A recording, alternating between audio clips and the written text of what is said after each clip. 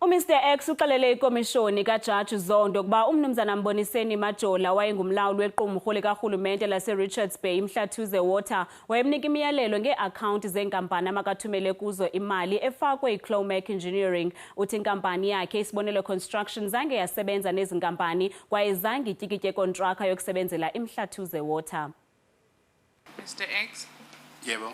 Uyasizwa kahle? Yebo ngiyanizwa. Mr X nelingelo gama lakhe lokwenyani uthi kwafakwa imali kwi-akhawunti yenkampani yakhe Isibonelo Construction ngaba kwaClomac Engineering. Uthi owayesakuba ngumlawuli wequmrhu likarhulumente lase-Richards Bay Mhlathuze Water umnumzana Mboniseni Majola wayemnika i-akhawunti amakathumele kuzo imali niyayizi akhawunti zeenkampani ezithile.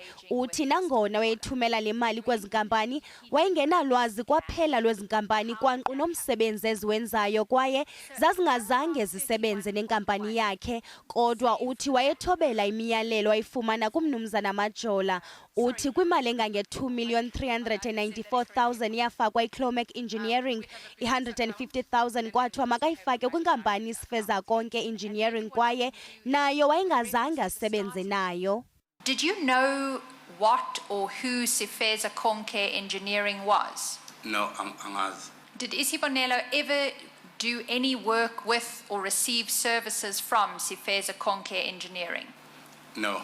Kubungqino obufungelweyo obubhalwe ngumnumzana Platin ongumlawuli weClomac Engineering uthi ngokolwazi lwakhe Isibonelo Construction yayinkampani enikezela ngeenkonzo kwimhlathuze Water. Seso sizathu esabangela kuba iClomac Engineering ibe nemali eyifaka kule nkampani, kodwa Mr X uthi nangona kwakucwangciswe ukuba inkampani yakhe Isibonelo yayiza kunikezela ngeenkonzo kwimhlathuze wayengazange adatyikitye impepha zekontraka yokusebenzela imhlathuze kwaye inkampani yakhe Isibonelo zange yanikezela ngeenkonzo kwimhlathuze Water.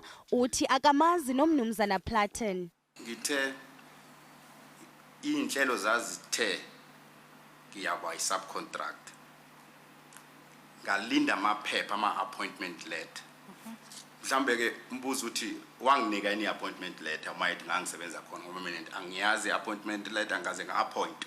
Manje ke uke wawuyenza ke umsebenzi njenge subcontractor for Mhlathuze ngalesa sikhathi saka 2015? No. Kulindeleke kuba umnumzana Mboniseni Majola okhankanywe kubungqina buka Mr X naye avele phambi kwale komishoni.